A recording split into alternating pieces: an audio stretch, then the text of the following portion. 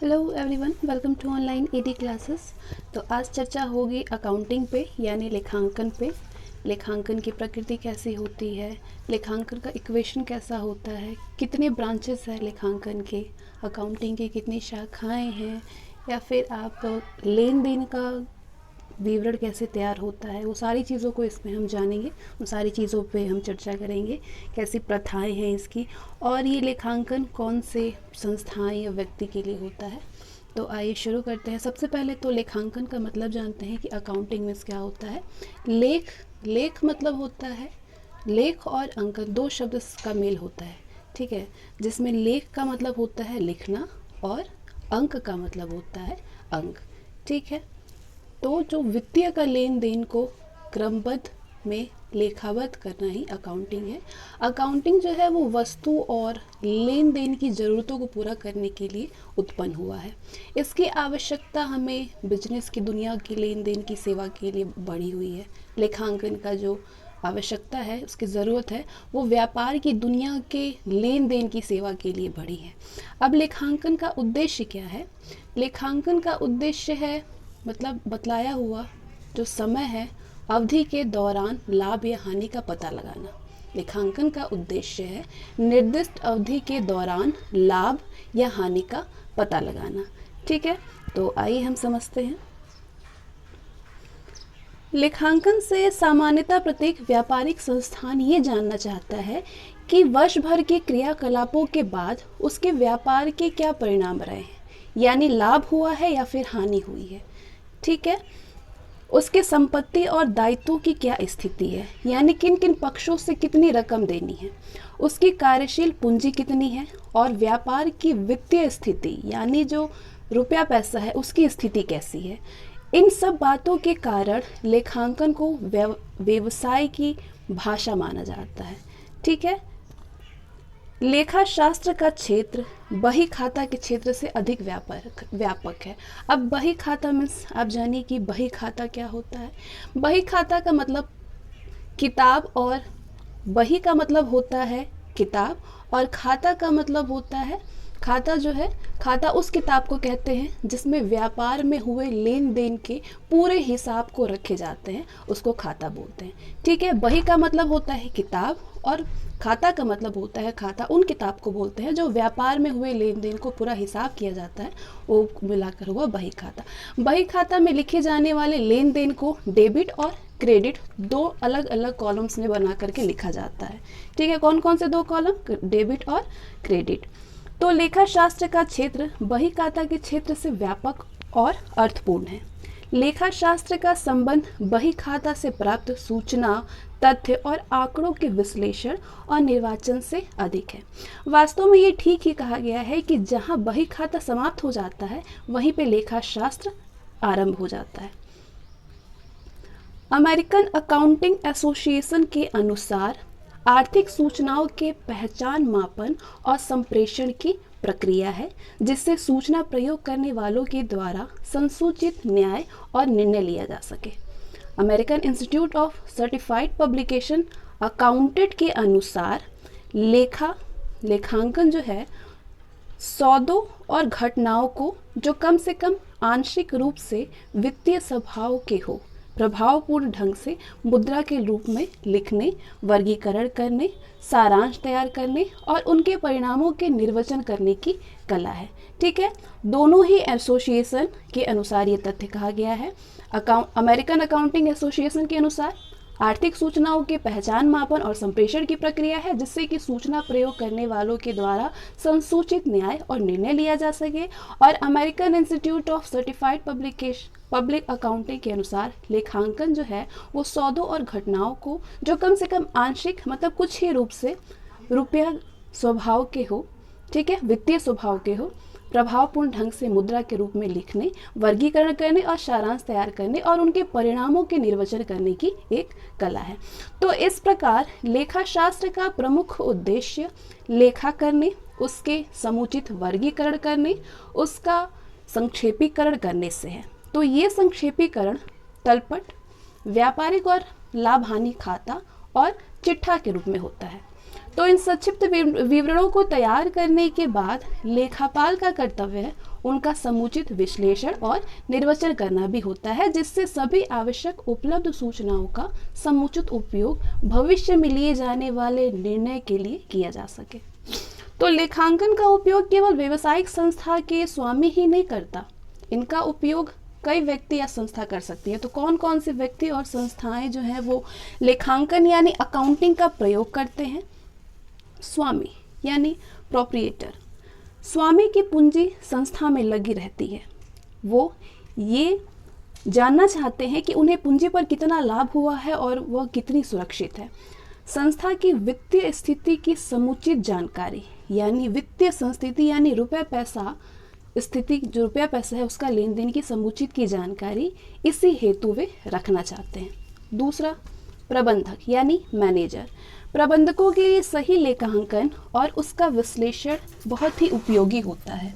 नियोजन और नियंत्रण के लिए और सही निर्णय लेने के लिए उन्हें लेखांकन यानी अकाउंटिंग संबंधी सूचनाओं का सहारा लेना पड़ता है। तो वित्तीय स्थिति में सुधार लाने के लिए भी वे सूचनाएं उनके लिए बहुत ही उपयोगी होती है। अब और कौन कर सकता है? भविष्य विनियोक्ता यानी प्रोस्पेक्टिव इन्वेस्टर्स। जो भी व्यक्ति व्यवसायिक संस्था में अपनी पूंजी लगाना चाहता है तो वो जानना चाहता है कि उस संस्था की लाभ और वित्तीय स्थिति क्या है, मतलब उससे कितना लाभ हो सकता है और उसका वित्तीय स्थिति फाइनेंशियल कंडीशन क्या है, और उसी आधार पर ही वो अपनी जो गाड़ी कमाई है उसका धन उसमें लगाने का जोखिम उठाता है, तो ही वो निश्चय करता है कि उसमें पैसा लगाना है या नहीं।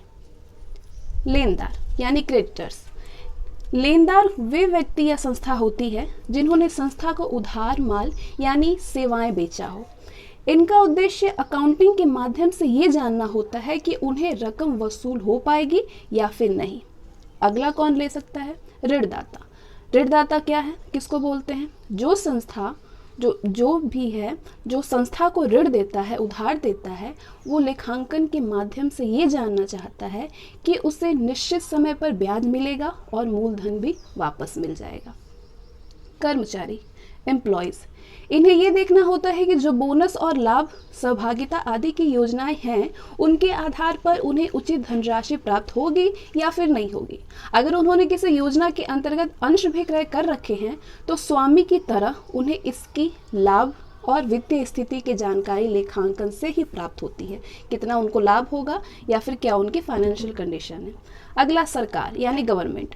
सरकार की अकाउंटिंग में रुचि अधिनियम के प्रावधानों विशेष रूप से कर से संबंधित के आधार पर होती है। अनेक परिस्थितियों में सरकार व्यावसायिक संस्थाओं के लेखांकन की जांच कराती है। नागरिक यानी सिटीजन, एक करदाता के रूप में नागरिक की रुचि सभी सरकारी संस्थाओं के लेख में हो सकती है।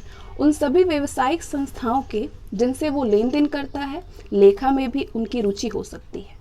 ठीक है, तो इसके बाद हम जानेंगे कि कितनी शाखाएं हैं अकाउंटिंग के। तो अकाउंटिंग की 3 शाखाएं हैं, वित्तीय लेखांकन यानी फाइनेंशियल अकाउंटिंग, लागत लेखांकन यानी कॉस्ट अकाउंटिंग, और तीसरा प्रबंधकीय लेखांकन यानी मैनेजमेंट अकाउंटिंग। तो ये 3 ब्रांचेस होते हैं अकाउंटिंग के। व्यवसाय में वृद्धि और विकास के साथ साथ लेखांकन की भी शाखाएं बन चुकी है। तो ये जो तीनों जो शाखाएं हैं उन तीनों ही शाखाओं को हम जानेंगे। सबसे पहले वित्तीय लेखांकन, फाइनेंशियल अकाउंटिंग। लेखांकन का ये आरंभिक स्वरूप है और आज भी ये बहुत प्रचलित है और उपयोगी भी है। इसका संबंध जो है वित्तीय लेखांकन का वित्तीय विवरणों के जो विवरण होते हैं, रुपया पैसा के जो लेन देन का जो विवरण होता है उसको तैयार करने से इसका संबंध है। ये वित्तीय विवरण व्यापारिक और लाभ हानि खाता और चिट्ठा तैयार करने और उसका विश्लेषण वित्तीय लेखांकन के क्षेत्र में आते हैं। ठीक है, तो वित्तीय लेखांकन के क्षेत्र में क्या क्या आते हैं? व्यापारिक और लाभ हानि खाता और चिट्ठा तैयार करना और उसका विश्लेषण, ये सारे वित्तीय लेखांकन में आते हैं। अगली शाखा प्रबंधकीय लेखांकन यानी मैनेजमेंट अकाउंटिंग। ये लेखांकन का वो क्षेत्र है, मैनेजमेंट अकाउंटिंग लेखांकन का वो क्षेत्र है जो कि प्रबंधकों को उनके कार्यों को सही ढंग से उत्पादन करने सहायता प्रदान करता है। ठीक है, सही ढंग से उत्पादन करने में सहायता प्रदान करता है।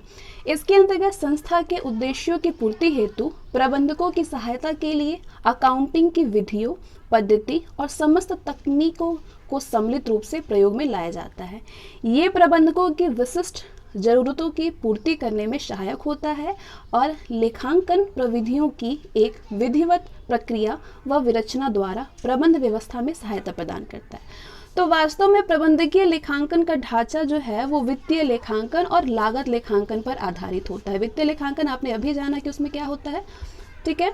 Institute of cost and management accountant London के अनुसार प्रबंधकीय लेखांकन व्यावसायिक सूचनाओं का इस प्रकार से प्रयोग है कि जिससे प्रबंधक को उपक्रम के कार्य संचालन की नियोजन, नियंत्रण और नीतियों के निर्माण में सहायता प्राप्त हो सके।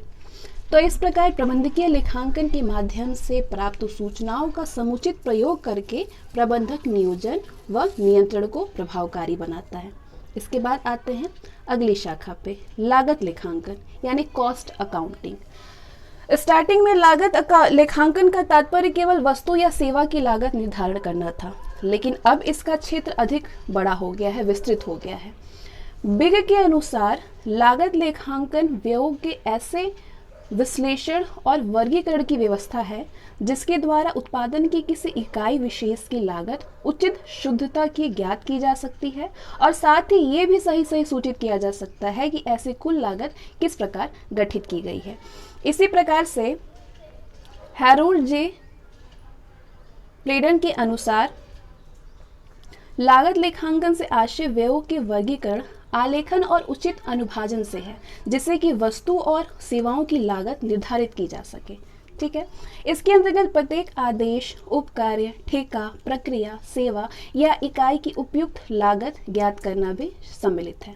लागत लेखांकन की आधुनिक प्रवृत्तियों को इंगित करते हुए चार्ल्स टी हार्बग्रेन का कथन है कि आज लागत लेखांकन का निर्णय हेतु सभी प्रकार की आवश्यकताओं, आवर्ती कार्यों के प्रबंधन से लेकर के अनावर्ती, अनुकूल और महत्वपूर्ण निर्णय लेने और मुख्य संगठन संबंधी नीतियां निर्धारित करने तक के लिए सूचनाएं एकत्र और प्रदान करने की ओर संकेत करता है।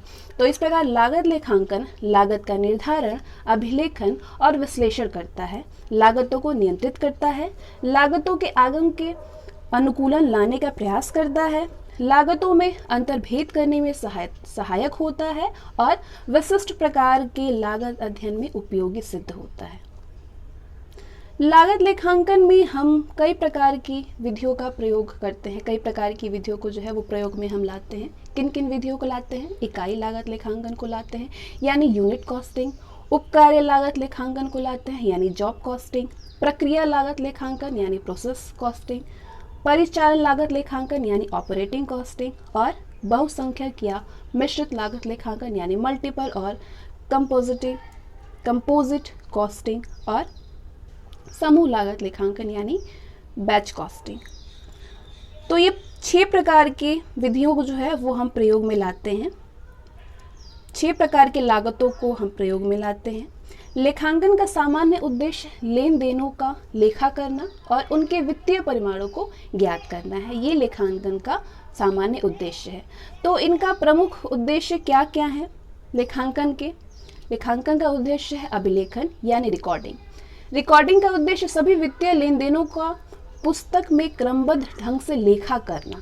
ठीक है, पुस्तक में, क्योंकि मनुष्य सभी तथ्यों को याद नहीं रख सकता है, इसलिए उसे लिखने में उनकी सुविधा होती है और लेखांकन जो है इस दशा में उचित सहायता प्रदान करता है। दूसरा, सूचना देना और संपत्तियों की सुरक्षा करना। लेखांकन सभी संबंधित व्यक्तियों को उनकी जरूरत के अनुसार सूचनाएं प्रदान करता है और इन सूचनाओं के आधार पर उन्हें ये ज्ञात हो पाता है कि उनके द्वारा प्रदत्त पूंजी सुरक्षित है या फिर नहीं है। तो संस्था के पास जो भी संसाधन और संपत्तियां हैं उनका समुचित प्रयोग किया जा रहा है अथवा नहीं, ये सूचना देना और संपत्तियों की सुरक्षा में आते हैं। अगला विधि कार्य संचालन का परिणाम बताना है। लेखांकन जो है वो ये इस कार्य का संचालन और परिणाम बताता है। लेखांकन द्वारा संस्था द्वारा अर्जित लाभ या हानि की सूचना प्राप्त होती है, जो लाभ हानि खाता के माध्यम से मिलती है।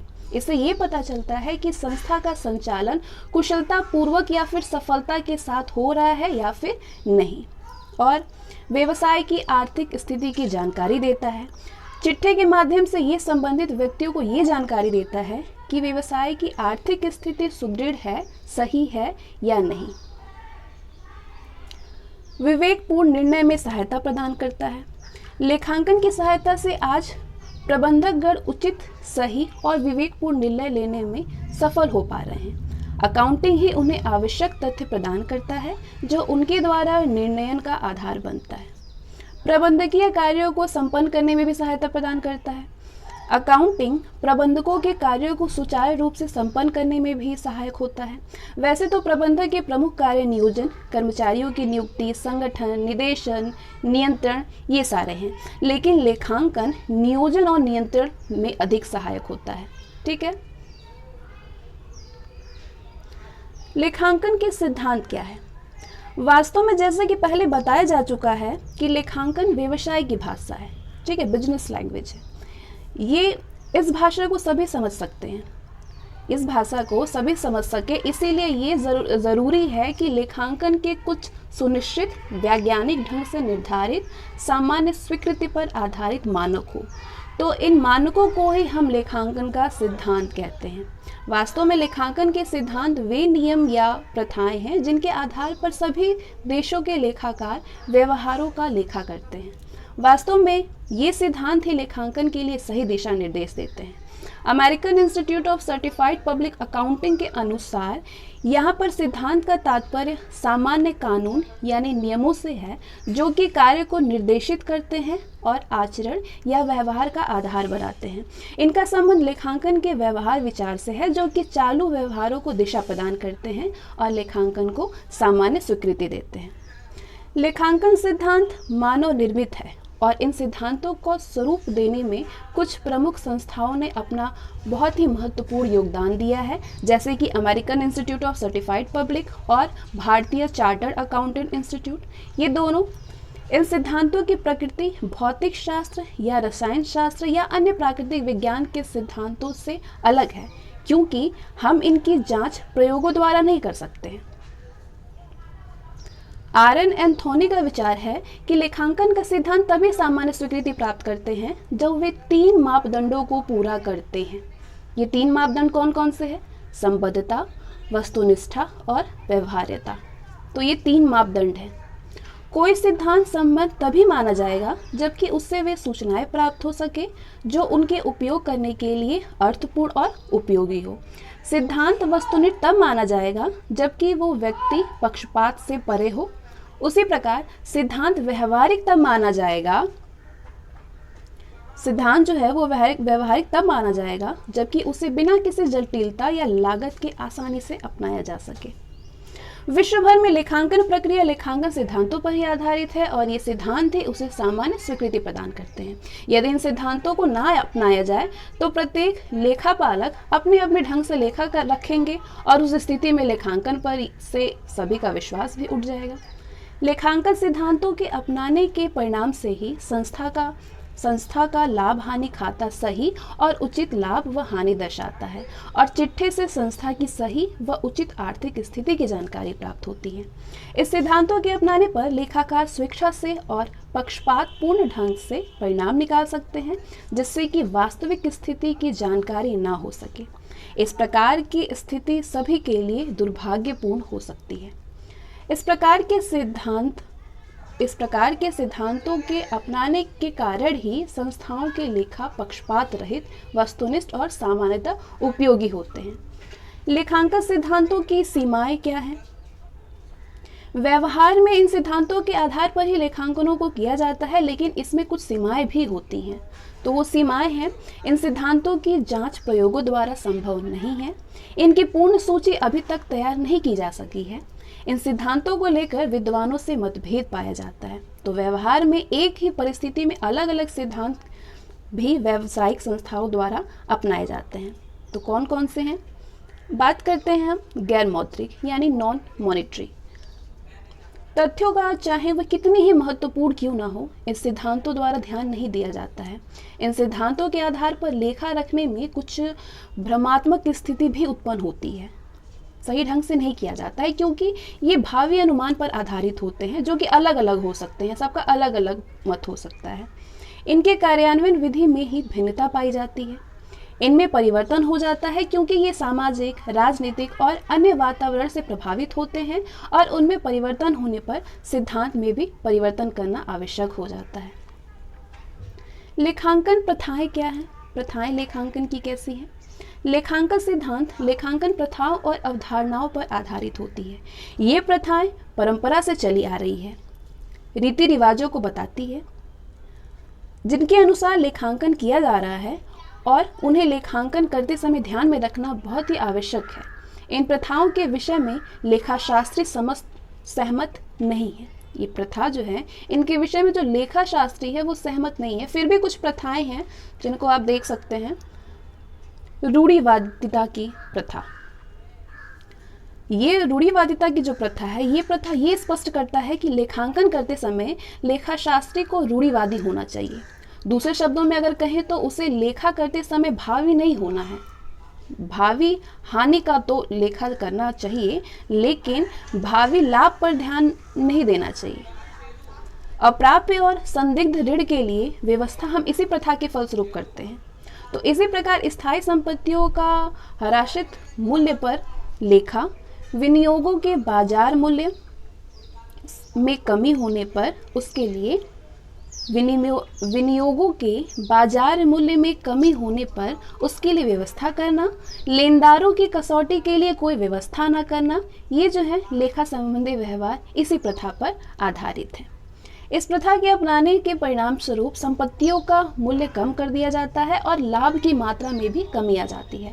इस प्रथा का लाभ हानि खाता और चिट्ठा दोनों पर प्रभाव पड़ता है। रूढ़िवादिता का जो प्रथा है, ये लाभ हानि खाता और चिट्ठा दोनों पर ही प्रभाव पड़ता है। अगली प्रथा पूर्ण प्रकटीकरण की प्रथा। पूर्ण प्रकटीकरण की प्रथा अत्यंत महत्वपूर्ण है और इस तथ्य पर बल देता है कि लेखा संबंधी सभी सूचनाएं पूर्ण और उचित होना चाहिए। लेखा को ईमानदारी के साथ तैयार किया जाना चाहिए और उन सभी तथ्यों को प्रकट करना चाहिए जो उन लेखा के प्रयोगों में प्रयोग करने वाले स्वामी, लेनदार, देनदार, सरकार, बैंक, विनियोजक आदि की जानकारी के लिए आवश्यक हो। इसी प्रथा को ध्यान में रख करके कंपनी अधिनियम और अन्य अधिनियमों में कानूनी प्रावधान बनाए गए हैं कि लेखा द्वारा कुछ न्यूनतम सूचनाएं और तथ्य अवश्य प्रकट किए जाएं। इसी प्रथा के आधार पर ही लाभ हानि खाता और चिट्टे के बाद कुछ टिप्पणियां दी जाती हैं। अगली प्रथा एक रूपता की प्रथा। एक रूपता की प्रथा ये बताती है कि लेखांकन संबंधी व्यवहारों में वर्ष प्रति वर्ष कोई महत्वपूर्ण परिवर्तन नहीं करना चाहिए।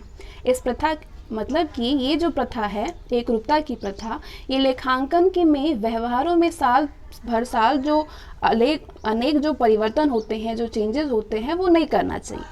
इस प्रथा के आधार पर यदि हम स्टॉक का मूल्यन लागत या बाजार मूल्य में जो भी कम हो नियम के आधार पर करते हैं तो उसे वर्ष प्रति वर्ष इसी आधार पर करते हैं। उसी प्रकार यदि ह्रास के लिए प्रावधान स्थायी प्रथा पद्धति से करते हैं तो वर्ष प्रति वर्ष इसी विधि को अपनाते हैं। लेकिन ये भी ध्यान देने योग्य है कि एक रूपता का तात्पर्य लोचहीनता नहीं है। परिस्थितियों को बदलने पर यदि आवश्यक हो तो अपनाई जा रही विधि को बदला जा सकता है। इससे लेखा का प्रयोग करने वाले को ये भी जानकारी हो जाएगी और लाभ हानि पर इस परिवर्तन के फलस्वरूप होने वाले प्रभाव को वो समझ सकेंगे। अगली प्रथा महत्वपूर्णता की प्रथा। महत्वपूर्णता की प्रथा के अनुसार लेखांकन करते समय महत्वपूर्ण तथ्यों की ओर अधिक ध्यान दिया जाता है। छोटे छोटे नगण्य और अनावश्यक तथ्यों पर ध्यान नहीं दिया जाता है। ये इसलिए जरूरी है कि जिससे लेखा शास्त्री और लेखा का प्रयोग करने वाले अनावश्यक तथ्यों के भार से बच सके और अपना ध्यान अधिक महत्वपूर्ण तथ्यों पर केंद्रित रख सके। इस संबंध में एक व्यवहारिक कठिनाई ये निर्णय लेना है कि कौन सा तथ्य जरूरी है और कौन सा नहीं, कौन सा तथ्य महत्वपूर्ण है और कौन सा तथ्य महत्वपूर्ण नहीं है, ये ध्यान देना ये निर्णय के लिए आवश्यक होता है। इस तरह के निर्णय लेने का भार लेखाशास्त्री पर ही छोड़ दिया गया है। कोई भी सूचना एक पक्ष के लिए महत्वपूर्ण हो सकती है पर दूसरे के लिए महत्वपूर्ण नहीं हो सकती है। यदि देनदारों का विवरण भेजना हो तो रुपया पैसा सभी दिखाना होगा, लेकिन यदि देनदारों का विवरण प्रबंधक के पास भेजना हो तो उसकी मोटी मोटी रकम ही पर्याप्त होगी। कंपनी अधिनियम 2013 और आयकर अधिनियम 1961 भी रकम को लगभग तक लिखने की छूट देता है। अगली प्रथा, शुद्धता की प्रथा। लेखाशास्त्री को लेखा में दी जाने वाली सूचनाओं को ईमानदारी से, शुद्धता और सत्यता के साथ देनी चाहिए। यदि ये सूचनाएं अशुद्ध होगी तो लेखा के प्रयोग करने वालों को गलत सूचनाएं मिलेगी और ये ठीक नहीं होगा। शुद्धता की प्रथा के अनुसार लेखा में झूठ या दिखावा किया जाना नहीं चाहिए। उसी तथ्य को यदि तोड़ मरोड़ कर करके दिखाया जाएगा तो लोग उससे गलत निष्कर्ष निकाल लेंगे। ठीक है, लोगों को गलत जानकारी प्राप्त होगी और वो गलत चीजों को अपनाएंगे। अगली प्रथा, ऐतिहासिक लेखा प्रथा। ऐतिहासिक लेखा प्रथा पुस्तकों में इस प्रथा के अनुसार हम सभी विगत व्यवहारों का ही लेखा करते हैं, ना कि भावी व्यवहारों का। यदि कोई है तो उसी प्रकार स्थायी संपत्तियों का लेखा ऐतिहासिक लागत पर के आधार पर ही किया जाता है। लेखा पुस्तकों में इस प्रथा के अनुसार हम सभी जो विगत व्यवहारों का ही लेखा करते हैं, ना कि भावी व्यवहारों का यदि कोई है। उसी प्रकार स्थायी संपत्तियों का लेखा ऐतिहासिक लागत के आधार पर ही किया जाता है और वर्तमान मूल्य को हम लेखा में नहीं दिखाते हैं। हाल ही में भी मुद्रास्फीति लेखांकन पर बहुत से बहस चल रही हैं, लेकिन विश्व भर के लेखाशास्त्री अभी इसे अपनाने के पक्ष में नहीं है और ये बहस अभी चालू है। आते हैं अगली प्रथा पे, लेखांकन अवधि प्रथा। व्यवहारों का लेखा हम एक निश्चित अवधि के आधार पर ही करते हैं। लेखा 1 वर्ष के आधार पर किया जाता है और इस प्रथा के अनुसार साल के अंत में व्यापारिक और लाभ हानि खाता और चिट्ठा तैयार करके संस्था की स्थिति ज्ञात की जाती है। विशेष परिस्थितियों में ही ये अवधि 6 महीने या 3 महीने की होती है। अब लेखांकन का इक्वेशन कैसा होता है? लेखांकन